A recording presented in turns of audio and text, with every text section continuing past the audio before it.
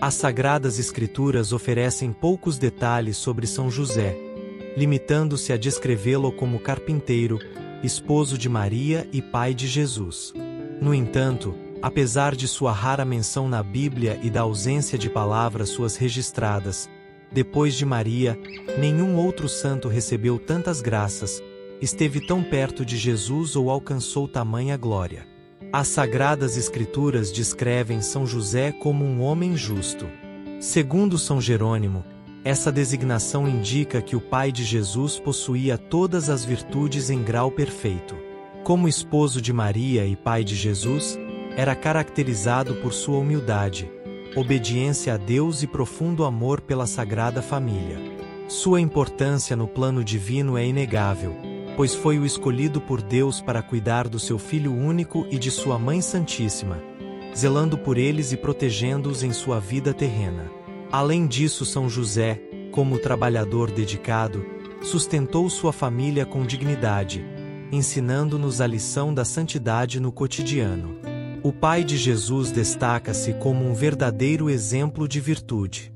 Desse modo, a Igreja o reconhece como patrono, recorrendo à sua intercessão junto a Deus. As Escrituras mencionam a genealogia de São José destacando sua nobreza e importância na linhagem real. Através das gerações registradas por São Mateus e por São Lucas, José se destaca por sua ligação com figuras ilustres, como Abraão, Zorobabel, Davi e Salomão. Contudo, a verdadeira glória de José não reside apenas em sua linhagem nobre, mas também na honra de encerrar a linhagem ancestral do Messias. Sua casa tornou-se o ponto de encontro entre a genealogia de Jesus e Maria, sendo identificada como a genealogia de Jesus Cristo, o filho de Davi, e destaca a missão única e honrosa desse justo patriarca na história da salvação. Depois de anunciar a Maria que seria a mãe do Salvador, o anjo, provavelmente Gabriel também, aparece a José em sonho, e transmite a ele o seu papel no plano divino. Eis que um anjo do Senhor lhe apareceu em sonhos e lhe disse: José, filho de Davi, não temas receber Maria por esposa, pois o que nela foi concebido vem do Espírito Santo. Ela dará à luz um filho, a quem porás o nome de Jesus, porque ele salvará o seu povo de seus pecados. Nesse contexto, frequentemente devido à falta de compreensão da língua, há a tendência de pensar erroneamente que José e Maria ainda não eram casados. Contudo, é importante esclarecer que o casamento já havia ocorrido.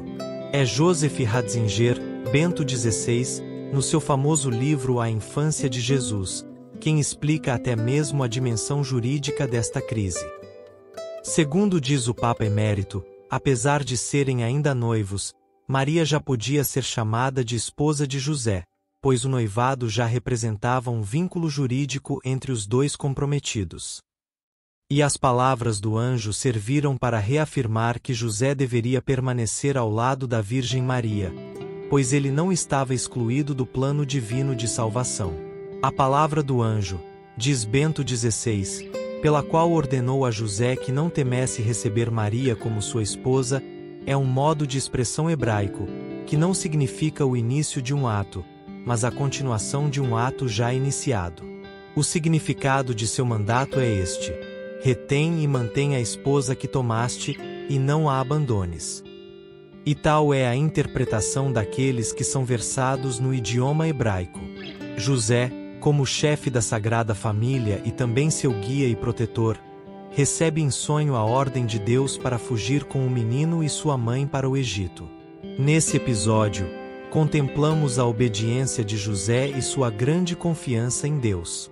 Sem dúvida, a viagem lhe custou muito esforço, cansaço, sofrimento, não só fisicamente. Também lhe doía, como esposo, ver a Virgem Santíssima naquelas condições, tendo acabado de dar à luz. E como pai, ver o menino tão pobre e frágil. Mas, ao mesmo tempo, esta missão era para São José uma honra. Mas há um detalhe que é verdadeiramente intrigante. Quando o anjo ordena a José que se refugie no Egito para escapar à ameaça de Herodes, O texto assinala que José despertou, e de noite, tomou consigo o menino e a sua mãe, e fugiu para o Egito. Esta noite não é apenas uma indicação cronológica das circunstâncias da fuga precipitada, mas assinala a prontidão da obediência de José e assume o peso simbólico do tema da noite nos textos bíblicos. Neste sentido, José surge verdadeiramente como o pai de Jesus, não no aspecto biológico, mas no sentido mais profundo. O pai é de fato aquele que guarda, protege, abre o caminho. O pai é a figura humana que melhor ilustra o que significa para Deus cuidar da nossa fragilidade. Pois bem, José é o pai que não só cuida e sustenta o filho quando é dia, quando tudo é fácil, óbvio e ensolarado. Ele o leva consigo durante a noite, quando as dificuldades parecem prevalecer e a escuridão da dúvida, da emboscada e do terror se expande. Ele acompanha a doçura da mãe e a fraqueza do filho com a firmeza da sua presença e dedicação. José sabe se movimentar mesmo durante a noite, enquanto mantém firme a lembrança do dia, daquele dia que conheceu vivendo uma vida de justiça, ou seja, em atitude de oração e obediência diante de Deus. José não menosprezou recuar, concentrar-se no próprio conforto e segurança, mas levou consigo o menino e Maria, tornando-se assim para eles um símbolo concreto e visível daquele Pai bom, daquele Deus que cuida de todos, de quem Jesus falará no Evangelho. Somente a José caberia a glória de preservar uma vida que, em cada um de seus instantes, era incomparavelmente mais valiosa do que as vidas somadas de todos os seres criados. Todos os homens contribuíram para a morte do Salvador. Apenas um o salvou da morte em sua infância. Por isso, São José foi chamado de Salvador do Salvador, tendo-o salvado da morte por homicídio e por inanição. José, cujo nome em hebraico significa Javé aumenta, ou acrescenta, viveu em Nazaré, na Galileia, realizando a atividade de um carpinteiro. O Papa João XXIII, que tinha um carinho particular por São José, estabeleceu que o seu nome fosse inserido no cânone romano da missa ao lado do da Virgem Maria, diante dos anjos, dos sumos pontífices e dos mártires.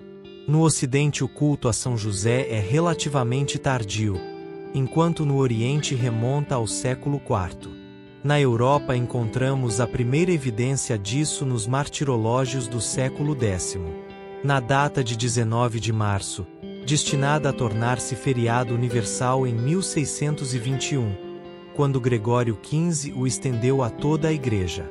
O Papa Francisco aprovou 7 novas invocações na ladainha de São José: Guardião do Redentor, Servo de Cristo, Ministro da Salvação, Amparo nas dificuldades, Padroeiro dos exilados, Padroeiro dos aflitos, Padroeiro dos pobres.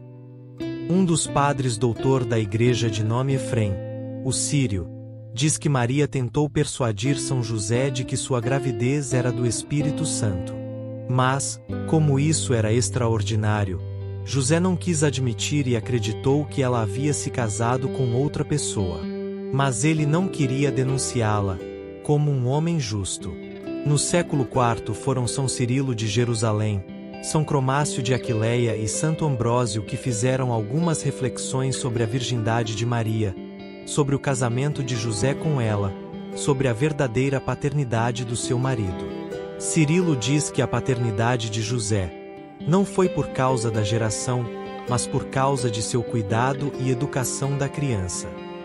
No seu terceiro sermão, Cromácio, depois de ter lançado o olhar sobre o sinal novo e extraordinário do nascimento virginal de Maria, dedica-se ao estudo teológico da história de Mateus, capítulo 1, versículos de 24 a 25.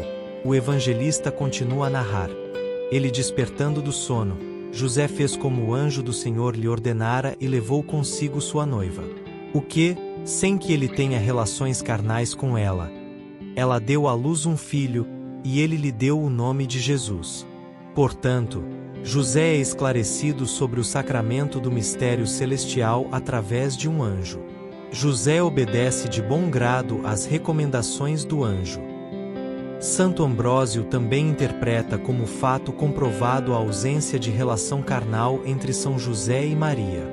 E no desejo de apresentar José como um homem justo, Ambrósio adverte que o evangelista Mateus, ao explicar o mistério imaculado da encarnação, viu em José um homem justo que não poderia ter contaminado. Isto é, a mãe do Senhor fecundada no ventre pelo mistério do Espírito Santo. Ora, José é um homem que aceita a vontade de Deus e vive a justiça divina no seu itinerário cotidiano. Ravasi nos diz que, sendo um homem justo, porque está disponível para cumprir com alegria e fidelidade a vontade divina, logo a seguir, obediente à palavra de Deus, entrega a sua vida a um projeto que o transcende, com a aceitação da ordem para levar Maria com ele. Aqui está a justiça de José, que não é simplesmente aquela que deriva da observância escrupulosa dos mandamentos, mas a justiça que é uma busca integral da vontade divina, aceite com plena obediência. Portanto, José é o homem da busca contínua da vontade de Deus, o desejo fiel de cumprir os mandamentos, o amor inegociável do tudo que Deus é em sua vida.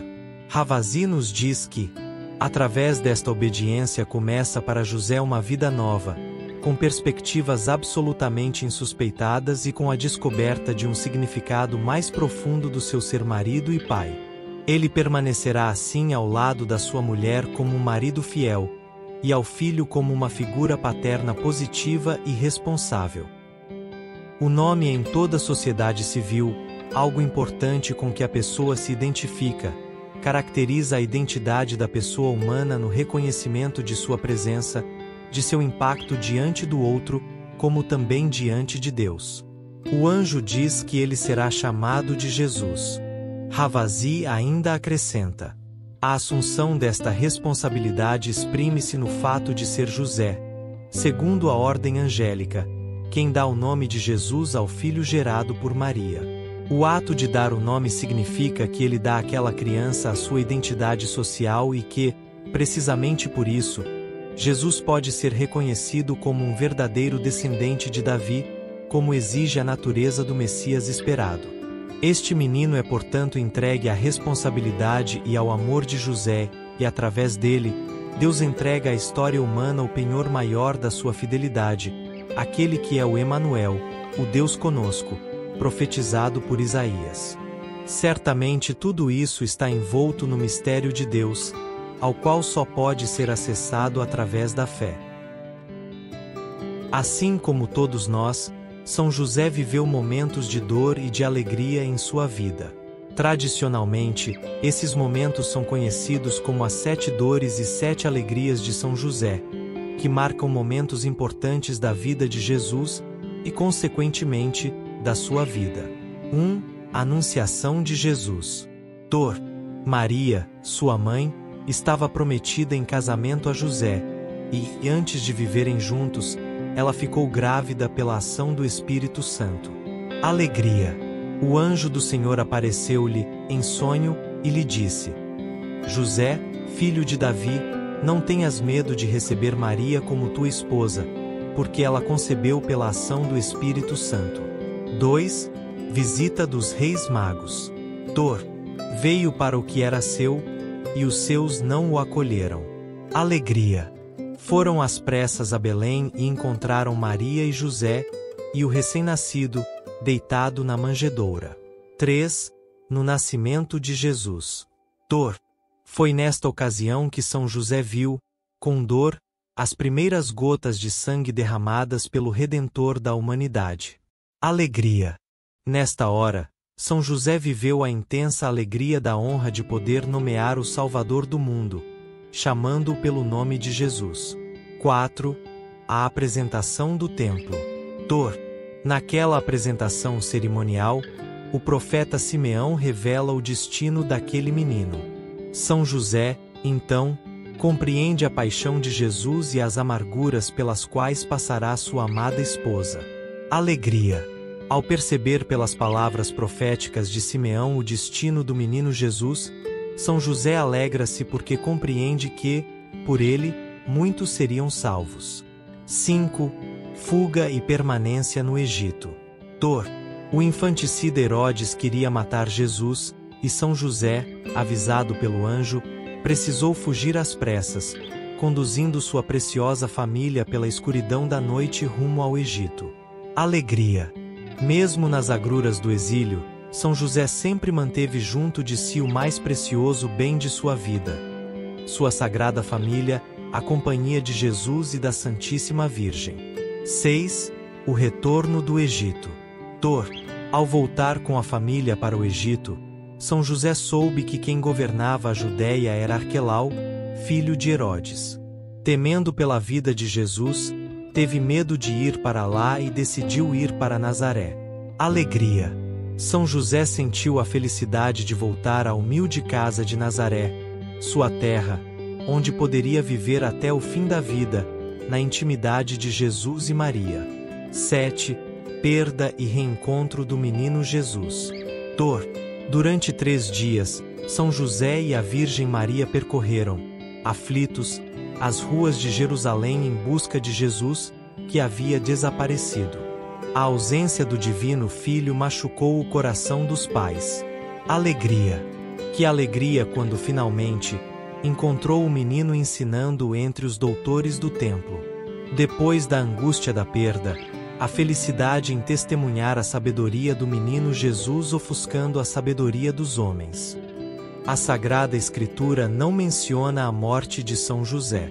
Ele não aparece, em nenhum dos 4 evangelhos, durante a vida pública de Jesus, nem no Calvário ou no momento da ressurreição. Por isso, deduz-se que tenha morrido antes que Jesus iniciasse a sua pregação. Segundo a tradição, José teria morrido circundado por Jesus e Maria. Esse consenso sugere que, com o término da vida oculta de Jesus, durante a qual José desempenhou um papel fundamental como pai, esta missão teria alcançado sua plenitude. Embora Maria continuasse a exercer um papel significativo, o propósito para o qual São José foi escolhido parecia ter sido cumprido. Por este motivo é invocado também como protetor dos moribundos, uma vez que todos nós gostaríamos de deixar esta terra tendo ao nosso lado Jesus e sua mãe. Ao envelhecer, supõe-se que o santo tenha enfrentado os desafios associados à idade avançada, incluindo doenças e exaustão. No entanto, uma tradição nas igrejas orientais sugere uma perspectiva diferente, afirmando que São José não experimentou a decadência natural da sua força na velhice. Além disso, alguns santos, como São João Damasceno, acreditam que o pai de Jesus tenha sido assunto aos céus de corpo. Escada de São José. Em 1873, as Irmãs de Loreto contrataram um arquiteto para construir uma capela, projeto que demorou 5 anos. Quando finalmente a capela estava finalizada, as irmãs perceberam que não havia outro jeito de subir até a galeria do coral, que estava a 6 metros de altura, senão pelo uso de uma longa escadaria. Elas também perceberam que não havia sobrado espaço suficiente para construir uma escada na área principal da capela por conta dos seus numerosos bancos, e as irmãs não poderiam contratar novamente o homem que construiu a capela, porque ele havia morrido um pouco depois de finalizá-la. O que elas fariam? As irmãs começaram uma novena a São José, pedindo-lhe que enviasse um carpinteiro para ajudá-las. Extraordinariamente, no último dia da novena, um homem misterioso chegou ao convento e declarou estar interessado em construir uma escada até a galeria do coral para as irmãs.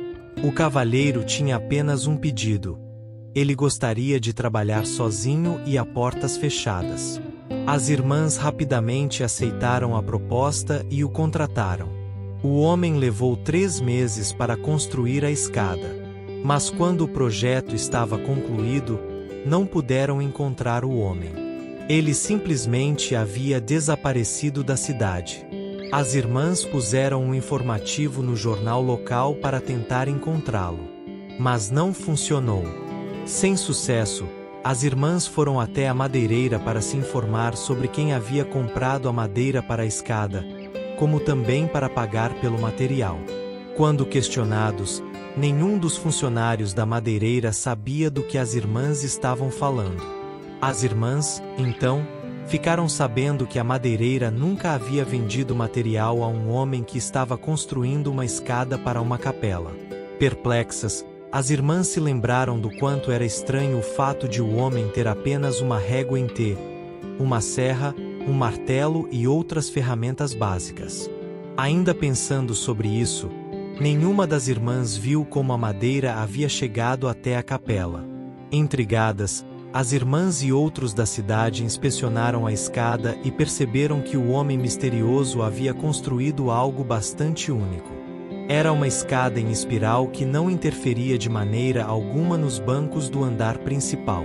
Ela tinha 30 degraus, nenhum suporte central ou coluna de sustentação, e parecia estar flutuando no ar. Ela também não tinha nenhum prego. A escada era uma maravilha arquitetônica. Era uma obra de arte da carpintaria. Mas de onde veio a madeira? Bem, em 1996, foi feito um estudo por Forrest N. Asley, um silvicultor e tecnólogo de madeira do Serviço Florestal dos Estados Unidos e do Laboratório de Pesquisa Naval dos Estados Unidos. Seu vasto estudo descobriu que a madeira da escada era abeto, mas diferente de qualquer outro abeto no mundo. Estudos adicionais foram realizados, e concluiu-se que o abeto que mais se assemelhava ao tipo utilizado na escada espiral só se encontra em Israel. Quem era o homem misterioso que construiu a escada? As irmãs de Loreto acreditam que era São José. Após rezar e pedir ao seu pai espiritual que mandasse alguém para construir a escada para elas, São José veio pessoalmente e a construiu para as virgens consagradas. A escada permanece intacta até hoje. O óleo de São José. Sabe-se que o costume iniciou com os cristãos na Roma antiga. Quando rezavam nas catacumbas, colocavam lâmpadas de óleo para queimar perto dos túmulos dos mártires, e depois levavam esse óleo para se ungirem. O costume foi difundido para outros lugares e de forma especial nos santuários e lugares de peregrinação como a Basílica da Santa Cruz em Jerusalém, e na Europa, a exemplo do túmulo de São Martinho na França. Esta prática sobreviveu em muitos santuários. Atualmente, o uso do óleo de São José começou com o irmão André, fundador de um grande santuário de São José no Canadá, inspirado pelo uso piedoso do óleo nos santuários da Europa. Quando ia visitar os doentes, o irmão André levava um pouco de óleo vegetal tirado de uma lâmpada votiva que ardia diante da estátua de São José.